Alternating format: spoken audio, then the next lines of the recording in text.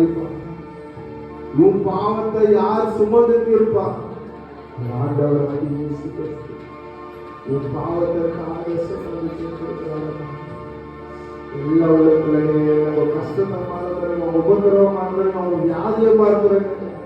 எனக்காக, என் ஒருத்தனுக்காக, என் ஒருத்திக்காக அந்த சிலுவையில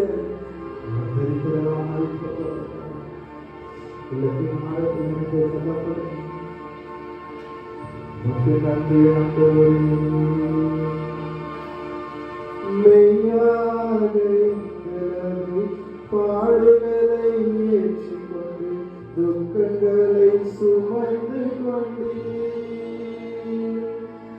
மெய்யாக எங்களது பாடுகளை ஏற்றுக்கொண்டு துக்கங்களை சுமந்து கொண்டே